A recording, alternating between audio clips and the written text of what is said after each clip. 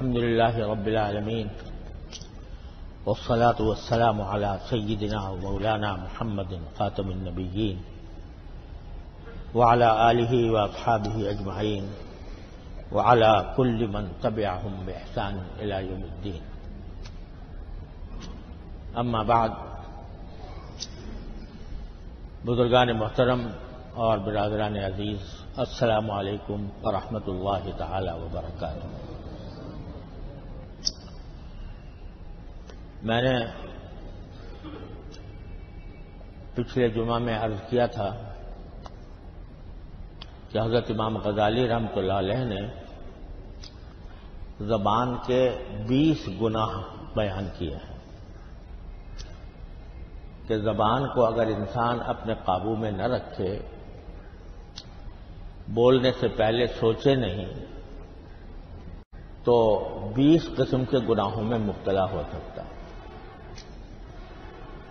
میں نے عرض کیا تھا کہ انشاءاللہ رفتہ رفتہ ان 20 گناہوں کی کچھ تفصیل آپ کی خدمت میں عرض کروں گا۔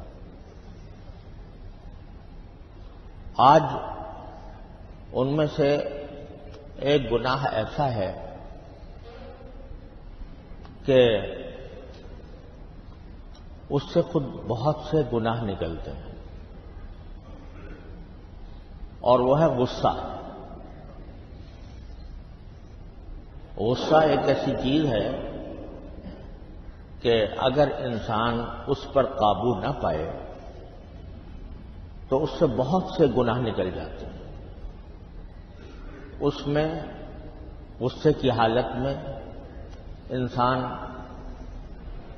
برے کلمات منہ سے نکال دیتا ہے، کسی کو گالی دیتا ہے، اور گالی کا مطلب صرف یہ نہیں ہے کہ مغلظات بکی جائیں، ماں بہن کی گالیاں دی جائیں، بلکہ اگر آپ کسی کو گدھا کہتے ہو، کتا کہتے ہو، خبیث کہتے ہو، ناپاک کہتے ہو، یہ بھی گالی ہے۔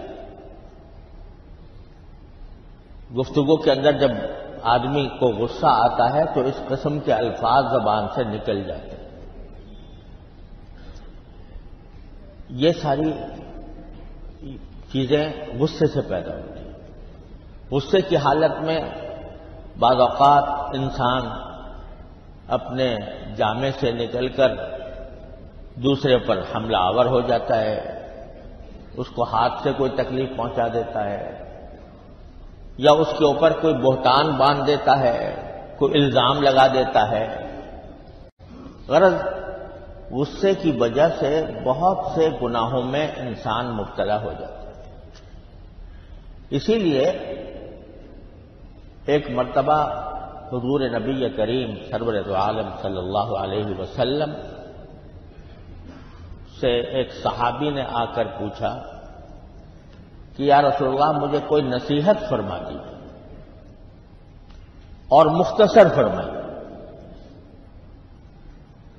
یعنی اب دیکھو صحابہ کرام کی سادگی اور ان کی بے تکلفی اور اپنی جو صحیح حقیقت ہے اس کو بیان کر دینا، یہ حضرات صحابہ کرام کا سیوا تھا۔ کہا کہ نصیحت فرمائیے اور مختصر فرمائیے۔ اس پر نبی کریم صلی اللہ علیہ وسلم نے جواب میں یہ نہیں فرمایا کہ بھائی تم نصیحت بھی مانگ رہے ہو اور میرے اوپر شرطیں بھی لگا رہے ہو کہ مختصر نصیحت کریں، لیکن آپ نے فرمایا کہ کوئی اور ہوتا تو یہ کہہ دیتا کہ بھائی نصیحت جب کروانا چاہتے ہو تو پھر مجھے کیوں پابند کرتے ہو کہ میں مختصر ہی کروں۔ اس پر بھی غصہ آ سکتا تھا، لیکن سرور دو عالم صلی اللہ علیہ وسلم نے کوئی اس پر اعتراض نہیں کیا اور فرمایا کہ اپنے زبان حال سے فرمایا کہ چلو اگر مختصر نصیحت ہی مانگتے ہو تو میں تو مختصر نصیحت کر دیتا ہوں۔ وہ مختصر نصیحت کیا فرمائی کہ لا تغضب، غصہ نہ کرنا، یہ مختصر نصیحت فرمائی۔ دیکھنے میں تو چھوٹی بات ہے، چھوٹی سی بات ہے کہ غصہ نہ کرنا، لیکن غصے کے نتیجے میں انسان جن گناہوں میں مبتلا ہوتا ہے ان سارے گناہوں کی جڑ کاٹ دیا۔ غصہ نہ کرنا۔ تم کہتے ہو مختصر نصیحت چاہیے تو چلو مختصر نصیحت صحیح، اور وہ یہ کہ غصہ نہ کرنا۔ اب دیکھو یہاں پر آپ اگر مختصر نصیحت کرنی تھی تو یہ فرما دیتے کہ تقوی اختیار کرو، مختصر بات ہے اور بہت جامع بھی ہے۔ یہ بھی فرما سکتے تھے کہ بھئی نماز پڑھا کرو۔ یہ ساری باتیں کیونکہ آپ کو اندازہ ہوگا کہ یہ خود آدمی جو نصیحت مانگ رہا ہے تو اس کے دل میں خدا کا خوف ہے، جبھی تو مانگ رہا ہے۔ اس واسطے آپ نے وہ بات فرمائی کہ جو اس کی زندگی کا نقشہ بدل دے۔ غصہ جو ہے وہ انسان کو پتہ نہیں کتنے کتنی ہلاکت کی چیزوں میں مبتلا کر دیتا ہے۔ گالیاں اس سے ہوتی ہیں، بد کلامیاں اس سے ہوتی ہیں، دل آزاری اس سے ہوتی ہے، کسی کا دل دکھایا جاتا ہے، کسی کی آبرو ریزی کی جاتی ہے اور کسی کے اوپر ہاتھ بھی اٹھا دیا جاتا ہے۔ اس لیے فرمایا کہ غصہ نہ کرو۔ یہ غصہ جو ہے اللہ تبارک و تعالیٰ نے انسان کی طبیعت میں بے شک رکھا ہے۔ اگر یہ بالکل نہ ہو، غصے کا بیج ہی مار دیا جائے تو انسان اپنا دفاع بھی نہیں کر سکتا۔ کوئی آدمی حملہ آور ہو رہا ہے اور اس کا دفاع کرنے کی ضرورت ہے، اگر غصے کا مادہ نہ ہو تو آدمی دوسرے کے ظلم کا شکار ہو جائے۔ قرآن کریم نے فرمایا کہ اپنا دفاع کرنا یہ انسان کا ایک بنیادی حق ہے۔ اس کو قرآن کریم میں انتصار سے تعبیر کیا گیا ہے کہ جو شخص کے اپنا دفاع کرے اس کی فضیلت ہے۔ کوئی آدمی آپ کے اوپر حملہ آور ہو گیا، آپ کہتے ہیں چلو بھائی مار لو مجھے، تو یہ کوئی دین کی بات نہیں ہے، یہ اللہ تعالیٰ کی رضا کی بات نہیں ہے۔ اپنا دفاع کرنا، کوئی آدمی آ کر حملہ آور ہو گیا ہے، آپ خاموش بیٹھے کہ اچھا مار لو میں مر جاؤں گا، یہ کوئی دین کی بات نہیں۔ لمن انتصر قرآن کریم میں آیا ہے کہ جو دفاع کرے اپنا تو وہ بھی دفاع کرنا بھی اجر کا سبب ہے۔ یہاں تک کہ فرمایا کہ من قتل دون نفسہ فہو شہید۔ اگر کوئی دوسرا حملہ آور ہے اور اس حملہ آور کے جواب میں آپ اس سے مقابلہ کر رہے ہو اور اس میں جان چلی جائے، فرمایا کہ وہ شہید ہوگا۔ من قتل دون نفسہ فہو شہید، اس کے اوپر شہادت کا اطلاق ہوگا، وہ شہادت کی موت مرے گا، اس کو شہادت کا مرتبہ عطا ہوگا۔ ومن قتل دون مالہ فہو شہید، کوئی شخص دوسرے آدمی کوئی آدمی آتا ہے آپ سے مال آپ کا چھیننا چاہتا ہے، چوری کرنا چاہتا ہے، ڈاکہ ڈالنا چاہتا ہے، اور آپ اس کا دفاع کرتے ہیں اور دفاع میں مارے جاتے ہیں تو فہو شہید، وہ بھی شہید ہے۔ یعنی جان کا خطرہ نہیں تھا، خطرہ یہ تھا کہ میرا مال ناحق طریقے سے کوئی لے جائے گا، ناحق طریقے سے چھین لے گا، تو آدمی اس کا دفاع کرے تو یہ بھی اجر ہے، اس پر بھی اجر ہے۔ مارا جائے گا تو رسول کریم صلی اللہ علیہ وسلم فرماتے ہیں شہید ہوگا وہ۔ ومن قتل دون عرضہ فہو شہید، کوئی شخص اپنی آبرو کا دفاع کرنے میں مارا جائے وہ بھی شہید ہے۔ آبرو کا، جان کا کوئی خطرہ نہیں تھا، مال کا کوئی خطرہ نہیں تھا، لیکن آبرو کو خطرہ تھا۔ مثلا فرض کرو کہ کوئی شخص کسی کی بیوی پر، کسی کی بہن پر، کسی کی ماں پر حملہ آور ہوتا ہے اور اس سے اس کی بے عزتی ہو رہی ہے، اس بے عزتی کے مقابلے میں اگر وہ مارا جائے تو بھی شہید ہے۔ تو معلوم ہوا کہ دفاع کرنا بھی، اللہ تعالیٰ نے دفاع کرنا بھی اجر کا سبب قرار دیا ہے، ثواب کا سبب قرار دیا ہے۔ تو اگر غصہ بالکل نہ ہو انسان کے اندر تو اپنا دفاع کیسے کرے گا؟ لہذا اللہ نے پیدا کیا ہے غصہ کس کام کے لیے؟ اپنا دفاع کرنے کے لیے۔ جو جہاں دفاع کی ضرورت ہو وہاں غصے کا استعمال بھی جائز ہے، جائز ہی نہیں ہے بلکہ بعض حالات میں وہ موجب اجر ہے۔ لیکن دوسری طرف اگر اس غصے کا ناجائز استعمال ہو، دیکھو جیسے مثلا جنگ ہو رہی کفار سے، جہاد ہو رہا ہے، اس میں اگر آدمی کے اندر غصے کا مادہ بالکل بھی نہ ہو، کیسے تلوار چلائے گا، کیسے وہ بندوق چلائے گا، کیسے وہ لڑے گا؟ وہ اس کام کے لیے۔ لیکن جہاں معاملہ آ جائے جنگ کا نہیں، کوئی دفاع کی ضرورت نہیں ہے، آپ حملہ آور ہو رہے ہیں دوسرے کے اوپر زبان سے یا ہاتھ سے، تو یہ غصے کا ناجائز استعمال ہے۔ اگر فرض کرو کسی نے آپ کو، فرض کرو کہ کوئی زبان سے کوئی تکلیف پہنچائی ہے، تو آپ بے شک اس کا بدلہ اس درجے میں لے سکتے ہیں، لیکن وہاں پر اگر آدمی اپنے غصے کو پی جائے تو اس غصے کو پینے کا ثواب ہے۔ والکاظمین الغیظ والعافین عن الناس، جو غصے کو پینے والے ہیں اور لوگوں سے درگزر کرنے والے ہیں کہ اس شخص نے میری حق تلفی کی ہے، مجھے حق ہے بے شک اس کا بدلہ لینے کا، لیکن میں اللہ کے لیے اس کو چھوڑتا ہوں، معاف کرتا ہوں۔ تو یہ بڑی فضیلت کی چیز ہے۔ قرآن کریم فرماتا ہے کہ ادفع باللتی ہی احسن السیئہ، اگر تمہارے ساتھ کوئی شخص برائی کرتا ہے تو اس کا دفاع تم اچھائی کے ساتھ کرو۔ یعنی حق تو دیا ہے شریعت نے کہ جتنا ظلم دوسرے نے کیا ہے اتنا میں بھی کر لوں اس کے ساتھ، لیکن یہ فضیلت کی بات نہیں۔ فضیلت کی بات یہ ہے کہ دوسرا آپ کے ساتھ برائی کر رہا ہے اور آپ اس کے جواب میں اس کے ساتھ اچھائی کریں۔ حضرت امام ابو حنیفہ رحمۃ اللہ علیہ سے منقول ہے کہ جب ان کو پتہ چل رہا تھا کہ فلاں شخص نے میری برائی کی ہے، غیبت کی ہے، تو حضرت امام ابو حنیفہ رحمۃ اللہ علیہ اس کے گھر کچھ پھلوں کا یا کوئی کسی بھی چیز کا تحفہ بھیج دیا کرتے تھے۔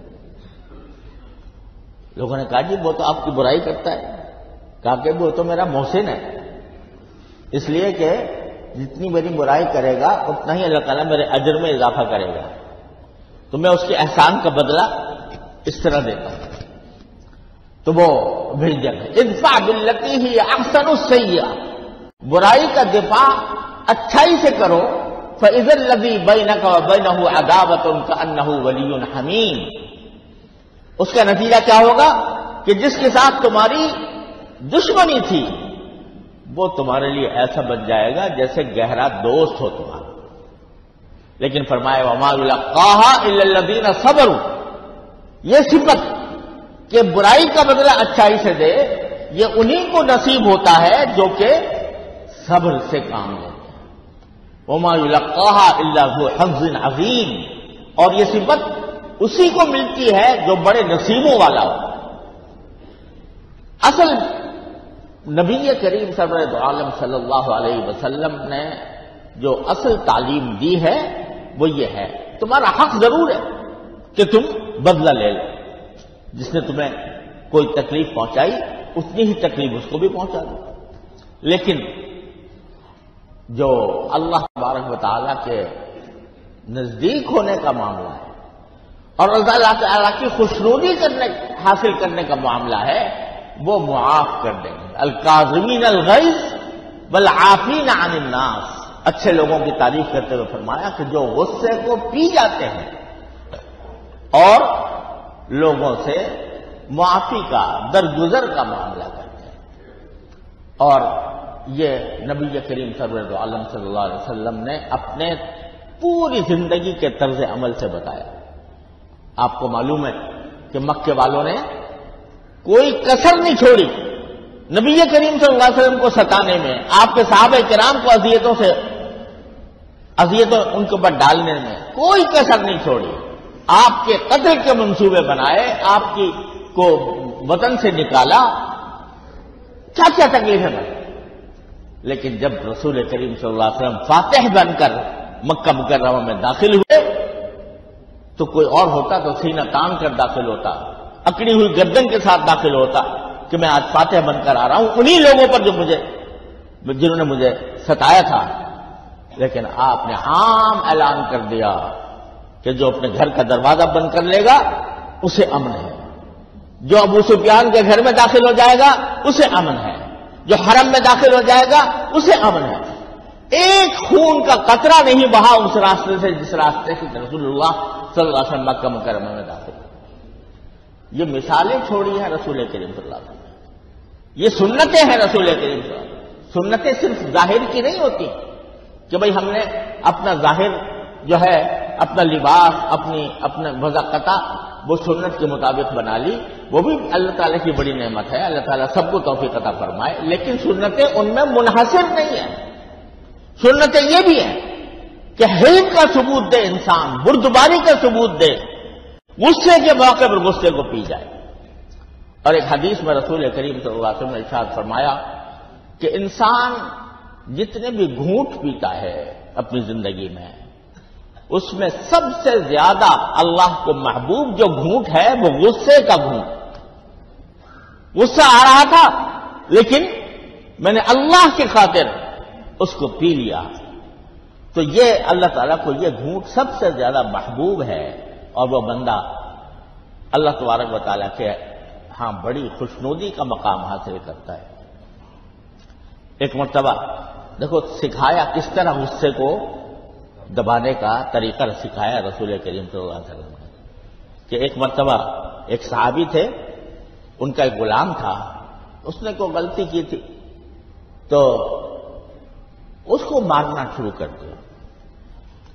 رسول کریم صلی اللہ علیہ وسلم نے دیکھا تو آپ نے فرمایا للہ اقدر علیک، ذرا یہ سوچ لو کہ جتنا تمہیں اس کے اوپر قدرت حاصل ہے اس غلام پر کہ اس کو مار سکتے ہو، اس کو ڈانٹ سکتے ہو، اس کو برا بھلا کہہ سکتے ہو، جتنی تمہیں اس کی قدرت حاصل ہے اللہ تبارک و تعالیٰ کو تم پر اس سے زیادہ قدرت حاصل ہے۔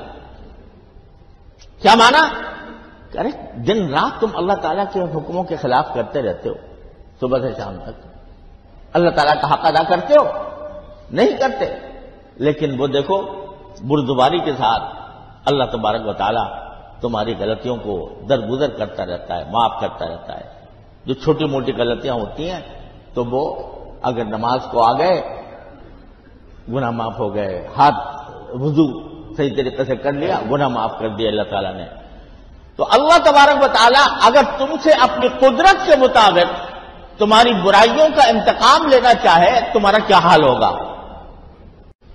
تو اگر تم اللہ تعالیٰ سے چاہتے ہو کہ وہ تم سے درگزر کرے اور تمہاری برائیوں کو معاف کر دے تو پھر انسانوں کی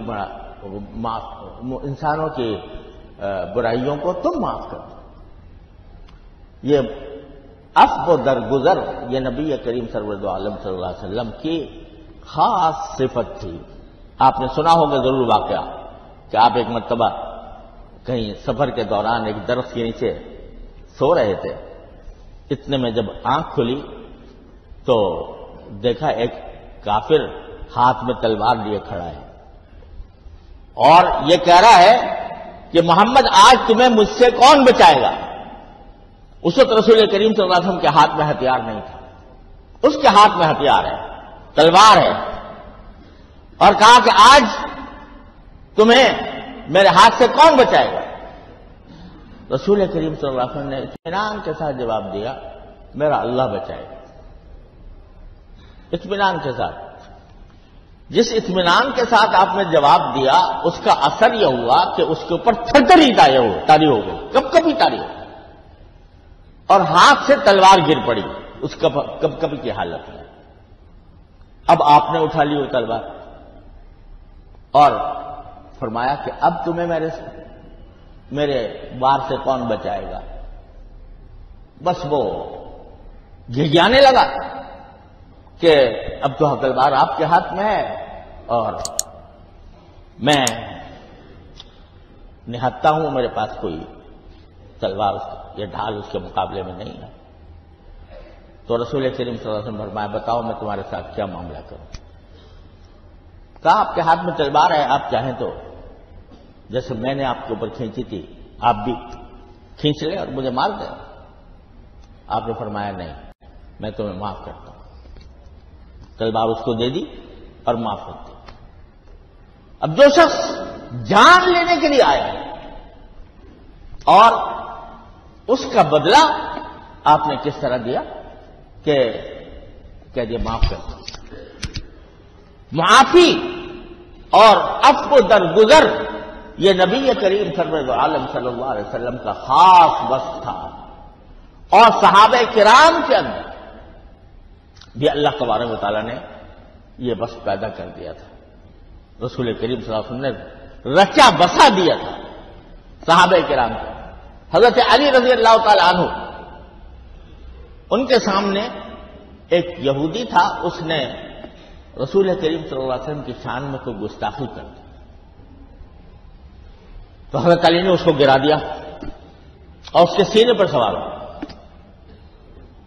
لیکن اس نے جب دیکھا کہ میں بالکل بے بس ہو گیا ہوں تو حضرت علی کے منہ پر تھوک دیا. جو ہی اس نے تھوکا حضرت علی کھڑے ہو گئے, چھوڑ کے کھڑے ہو گئے. لوگوں نے کہا کہ اس نے تو اور زیادہ گستاخی کی تھی, آپ اس کا مزید بدلہ لیتے. کہا میں نے پہلے جو کر رہا تھا وہ جناب رسول اللہ صلی اللہ علیہ وسلم کی ناموس کی خاطر کر رہا تھا. اب اگر کرتا تو اپنے لیے کرتا کہ میرے ساتھ اس نے زیادتی کی ہے لہذا میں ماروں. یہ مزاج بنا دیا تھا نبی کریم صلی اللہ علیہ وسلم تمام صحابہ کرام کا. تو بھائی گزارش یہ ہے کہ یہ غصہ جو ہے اس کے اوپر قابو پانے کی ضرورت ہے, اور قابو پانے کے لیے قرآن کریم نے طریقہ بتا دیا کہ جب کبھی غصہ آئے تو کہو اعوذ باللہ من الشیطان الرجیم, اللہ کی پناہ مانگو شیطان رجیم سے. اور حدیث میں آیا کہ ٹھنڈا پانی پی لو, بیٹھے ہو تو لیٹ جاؤ, کھڑے ہو تو بیٹھ جاؤ, نچلی حالت میں آ جاؤ. اس سے غصے کا علاج ہوتا ہے. اور یہ تصور کرو کہ اللہ تعالیٰ کو قدرت مجھ پر زیادہ ہے بنسبت کے جیسے میں اپنے دوسرے آدمی کے ساتھ جو معاملہ کر رہا ہوں. یہ تصورات آئیں گے تو انشاءاللہ رفتہ رفتہ غصہ قابو میں آئے گا. اللہ تبارک و تعالیٰ اپنے فضل و کرم سے اپنے رحمت سے ہم سب کو اس کی توفیق عطا فرمائے. وآخر دعوانا الحمد